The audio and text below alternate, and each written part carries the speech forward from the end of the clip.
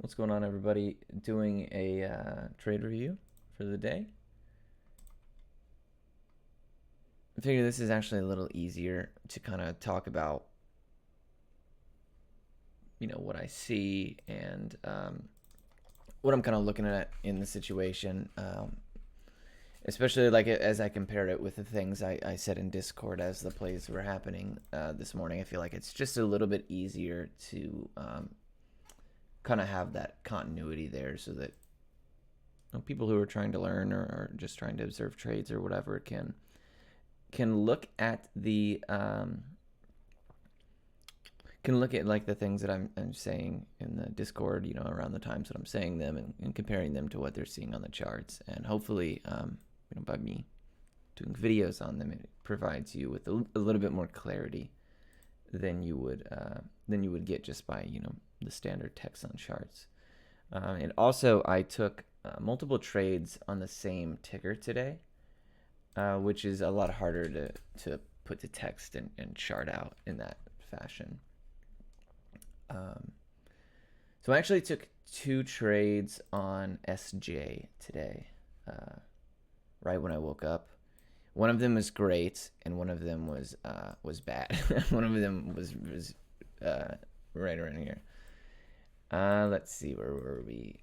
So at 7:10, I said 12.2. I posted this picture. Okay, so yeah, that would have been right here. So at 7:10,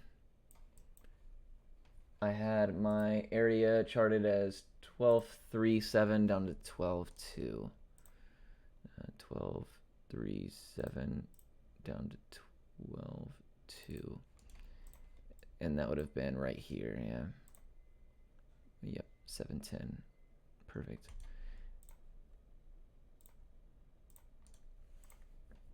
So I because it's pre-market, I generally, the way that I trade pre-market is that I really try to go, if I'm gonna do descending bids, I will do like 100 or 200 up at the top, and then put the bulk of my orders at the base, simply because there's not as much volume. I don't want to have to have the length of my zone incorporated into my stop loss, which was right down here below the whole dollar, at 12. And I was shooting for high of the run right here at 12.9, hoping for 13, which I got. So I got filled. The reason that I called this zone out was because, as you can see,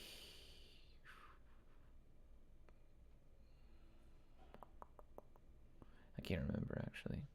Oh, I'm sorry. It was because it was the base of this candle here, and 12.2 was the wick of this candle here. All right, I remember now. So they were both 5-minute wicks, as you can see, one right there, and the base of these two together.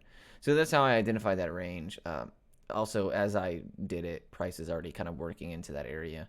So I was able to get filled in full right here on this long wick.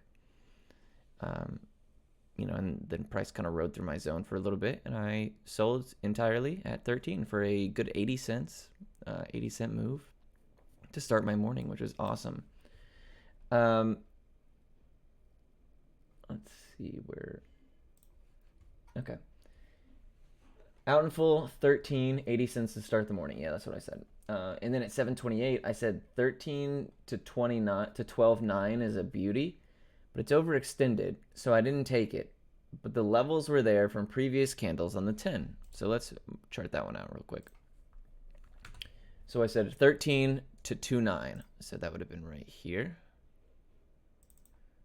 down to just 2.9 right there.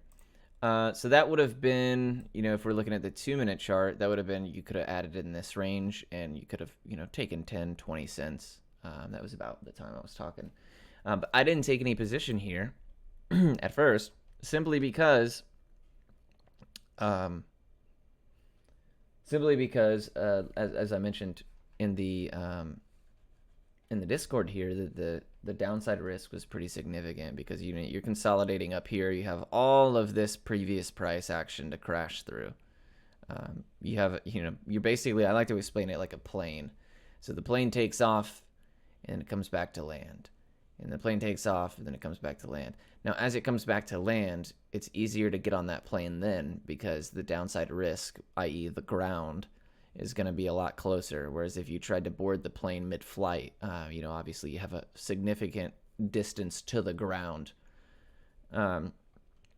So up here, I was hoping that we could see some curved trending upwards action up here. If it would to bottom here and continue up on the 10-minute chart, that would be quite extended. And that would have been that play there. I didn't take it at first. And I said I want to see some new highs before it rests back in that range. So I wanted it to kind of pop out of here, go up here maybe to 13.5 or something, and then come back down and start to create that as a platform, in the example with the plane as the ground. I wanted the new ground to be up here, but this consolidation up here, on these charts, that doesn't signify that, like, all right, this is the new foundation of the trade. That just says that it's still popping. It has the potential to go, maybe. But I would like to see it, create a new high, have some decent volume, push it up before it kind of comes back down to consolidate again. Because again, I want the plane to take off and I want to catch it when it comes back. But being up here, you could argue that the plane is still mid-flight. I said I want to see some new highs and rest back in that range. Too much downside to upside ratio for me currently. 12.6 to 12.5 is a more reasonable zone that I would like with less downside risk. However, we might not see it. Just what I'm currently watching / thinking out loud. So 12.6, I had charted out right here and down to a 12.5, which is obviously the half dollar. So yeah, that would have been a really nice range. Whatever, it's close enough. To have it come down, go up here, and then come back down to base up here, creating this higher low, creating this still, great overall big picture trend on the bigger time frames. It would, go up and kind of break back down, or even break down here, having set this as the high of the run. We could have made our profit target here, for the 13.2, loaded up here and push for a 60-cent attempt. Because as it's up here, let's say that I was eyeing this zone, and it is a zone. It's a fair zone. You can make that assessment, but the max I'd be shooting for is what, 13.5. If I was really brave, which in pre-market I'm usually not, I could make it high a day. The issue with that though is that that's potentially 40 cents or whatever down to if we come back down to what I thought was a good range, that's already a 40-cent downside. So your risk becomes quite skewed, especially in pre-market when you're dealing with, a very significant lack of volume. Because sometimes in pre-market, you can be in the middle of a move and volume just dries up and it just stays where it's at, or it slowly sells off and you're just stuck. So I try to be very selective, very quick in and out, you can't have stop losses. So I try to have very defined risk on my stop loss. Now, I didn't mention it in chat because I was like, it's kind of going. It was within this 13, after I said it, I was like, well, that was a pretty darn good range. And my one loss on the day, I actually saw this bounce of VWAP and I added here as it wicked up. So I added from 12.75 up to close back in the zone. And I was like, all right, this is going to go. And I was shooting simply for high of the run. The reason I don't call moves out like this in Discord typically is because, you're looking at a 1-to-1, maybe even less than a 1-to-1 reward to risk. And, for newer traders and people who are trying to learn, I try not to put that on you. That's a very, I'm quick, boom, boom, boom, I'm out. I'm in the trade for less than a minute, sometimes 2 minutes, whatever. And I bought it up right here, was expecting this move. It failed, and then it, and I actually sold at 12.6. I had that keyed in as a key level here because, as you remember, that was the top of the zone that I previously said I would have preferred it come down to. So I sold at 12.6, which was good because it immediately continued to sell off. But I did take a full loss on that one. So I still made money on SJ. I think I ended up making like $80 or something after I was up like 500 or something. I ended up losing like 420 or something like that on that bad downside, because like you have to imagine, like, mentally I set a stop at 12.6. Well, if it goes past that, you have to sometimes give yourself room in pre-market. So let's say that I think that 12.5 is my stop. Well, sometimes I might actually have to put my sell order at 12.45, because by the time price gets down here, I have to make sure that my sell order is between the spread of the bid and the ask. So sometimes you can put a sell order at 12.5, it can sit at 12.5, and you don't sell. So I have to guarantee that I'm going to get out of the move. I have to take a couple extra cents to guarantee that my sell is going to go through, and obviously it makes my losses a little bit bigger in that respect. So I'm not crazy about pre-market. I'm even less crazy about after hours. I'll usually take either 0 to 1 trades a day in the pre-market. I'm not against it. Like, sometimes I'll do it if I like the action. Like there was a great trade at the beginning of the morning. I just tried to squeeze out a little bit more there and overdid it. Cut my loss obviously before I had given back all my profit. But had I not taken that trade today, I would have had a significantly better day. So that is a thing that I can look back to in the future when I'm up in the pre-market a decent amount. I'll remember this day, and I'll remember this overextended price action that I tried to squeeze a little bit too much out of, and it punished me. So I think that's it's an important thing to remind myself of, so that in the future I don't potentially take a similar play. So with that, I believe I don't actually know what trade I took next. I did MVIZ and LAZR. Those are the two big ones. So we'll at least do MVIZ first. Because I took multiple trades on them and I kind of went back and forth.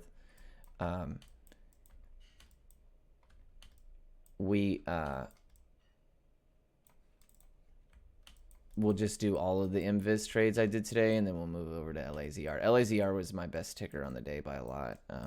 I did really well on that one today, which is good because it essentially dug me out of the hole I had created with that SJ. So here we have MVIZ. So I started out by saying MVIZ 21 to 20.8 I'm watching. So that was at the bell, essentially. I said and that's what this dotted line is here. At the bell, I said I'm watching 21 down to 20.8. And the reason I said that was because of 21.1, I'm sorry, down to 20.8, which was kind of like my previous MVIZ play, which I did a review on Friday, was actually the top 2 wicks of the previous 2 highest points in pre-market. So I was hoping that this action here, and as you can see, it tried. It came relatively close to that area, 20 cents off or whatever. I figured that those would be strong levels of support, just like they were when I took the MVIZ trade the other day. Let's go and clear that out.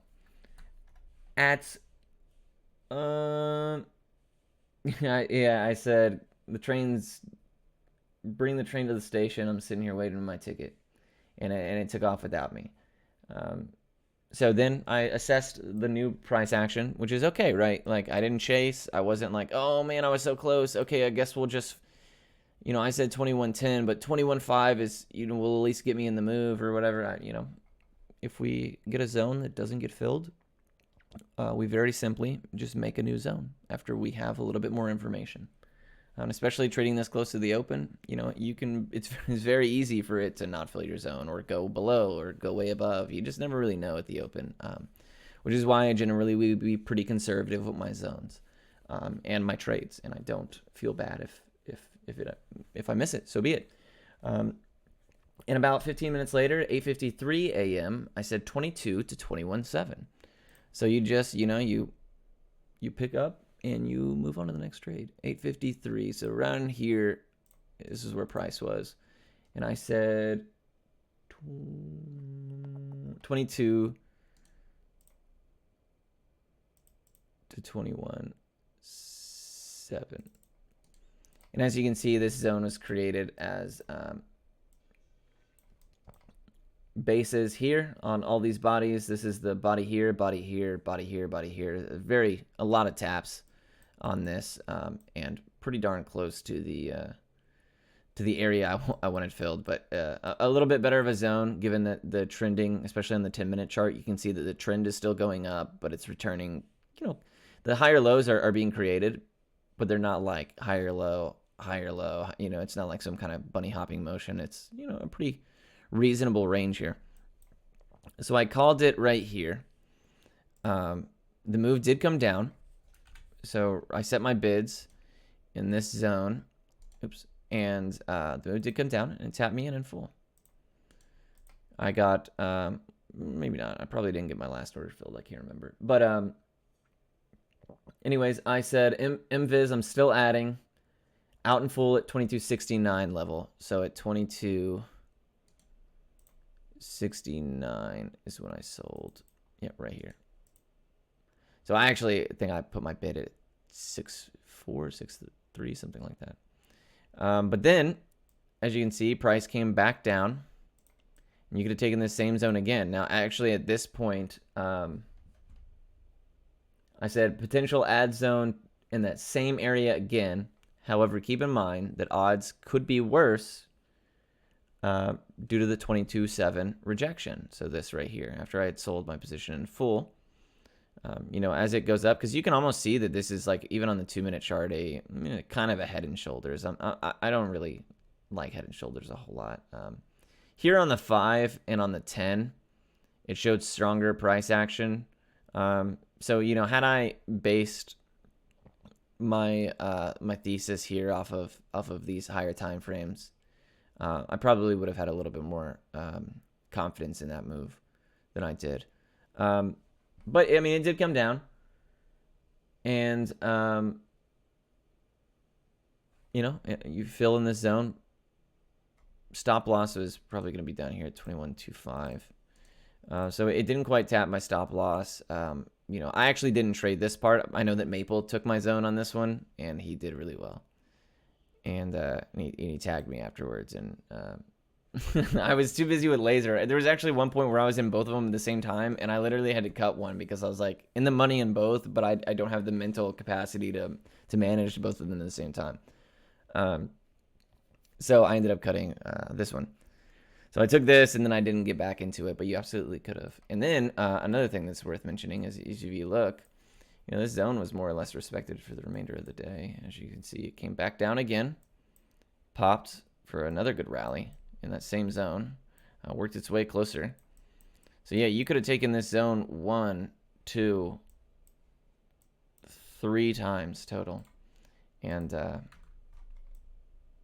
that was all based on, that was a zone I made at the very beginning of the day based on just these, you know, the wicks and bodies that I showed you previously.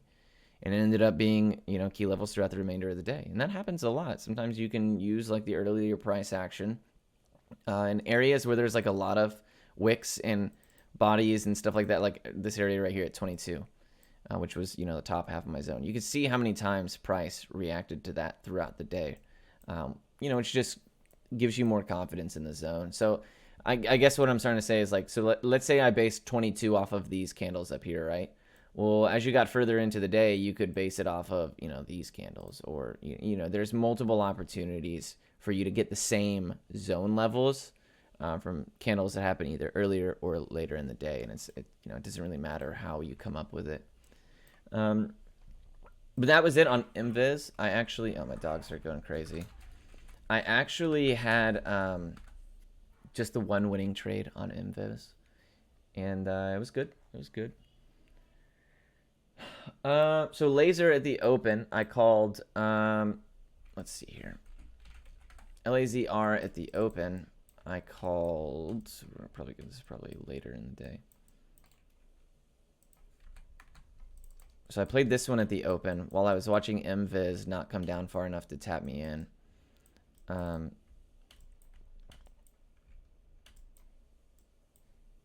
Let's see what we had here. I said the open 23.5 ads.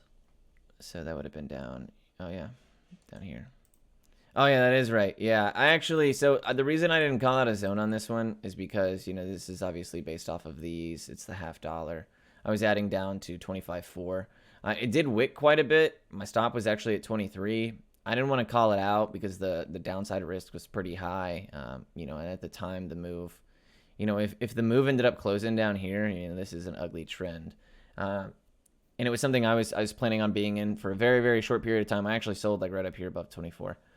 Um, so moves like that, I don't like to subject people who are watching the things I say in Discord to, just because there's not enough time for me to talk in Discord and say this is where I'm planning to take profit. This is where this is what I'm looking for. This is the reason I'm getting in this when it's a 2-minute trade or whatever.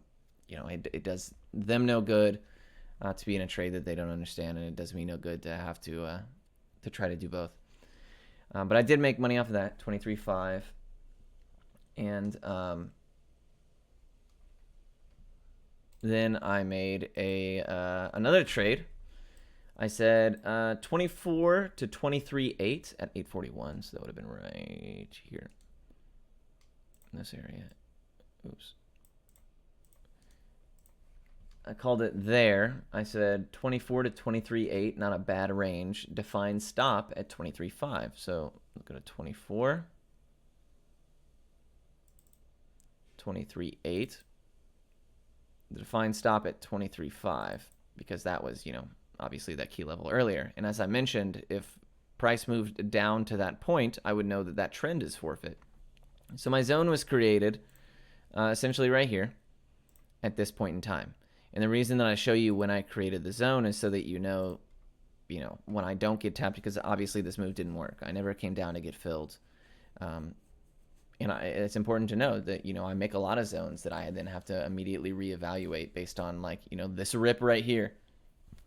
I had to go, oh, okay, all of a sudden, this is not a zone I want the price coming down to now that it's up here. I want to create a higher up foundation that is more in line with how the price is now trending. So I changed my zone to 24.5 to 24.3, and that was at 854. So it would have been right here. I said 24.5 to 24.3. So 24.5. I hate when this happens. 24.5. The hell?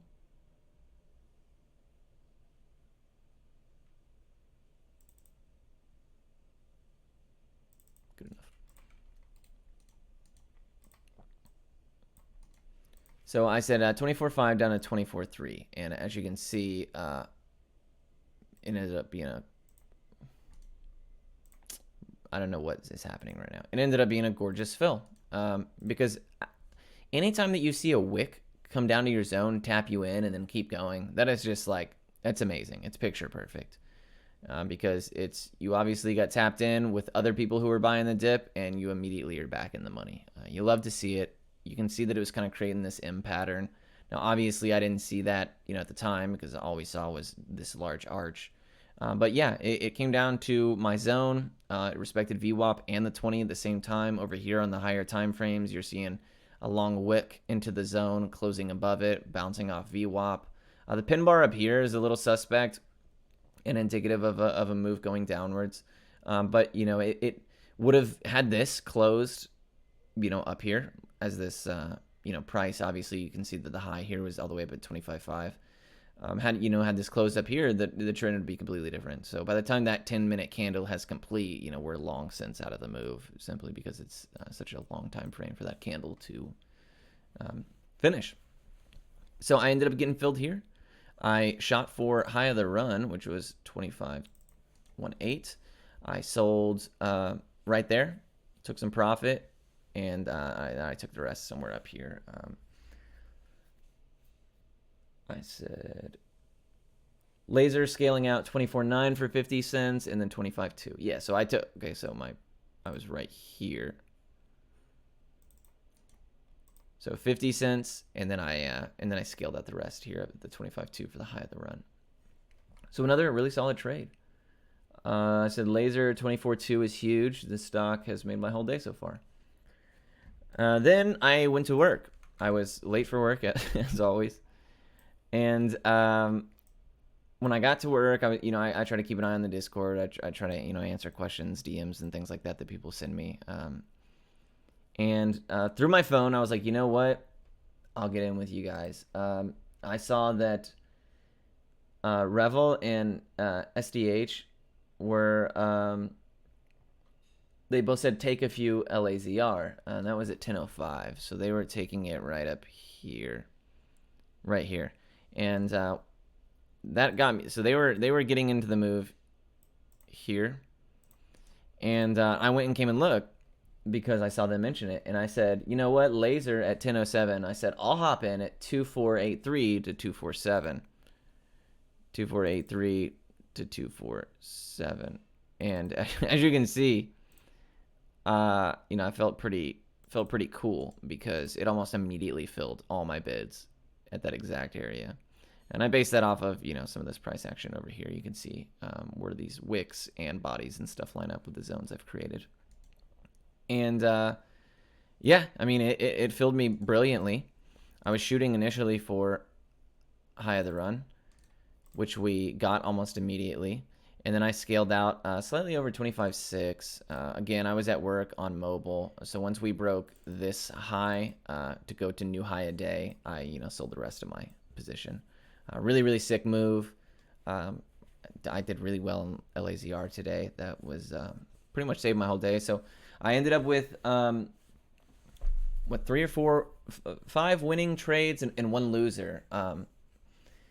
And just because of the nature of that knife from SJ, that loser was bigger than I usually only risk a certain dollar amount per trade, and I lost a lot more than that because of how that action worked and the lack of a stop loss and all that kind of stuff in the pre-market. But a lesson learned for sure, and not taking that fear into account of like, oh my god, I better stop while I'm just this ahead. I went back to my setups, my system, which I trust because I know how it works. I know how successful I can be with it. And, I wasn't taking any more of those quick actions to squeeze things out like I mentioned on SJ. I simply just, took these trend-based moves as I'm familiar with and as I like to do. And, they went really well today. That was a really solid trade. I'm very pleased with how today and the past few weeks have gone. So those are my trades for the day. Hopefully it helps somebody. Definitely helps me to go back and look at them. But if it even helps just a single other person, then it's worth the time it takes to upload them to YouTube. As always, if you guys have any questions, my DMs are always open. If I don't get back to you, it's because I'm probably asleep or whatever. I usually am pretty good about it because I get bored at work. But yeah, feel free to hit me up anytime you guys want. Always happy to talk the markets, and I will see you guys again in the Discord tomorrow. Be well.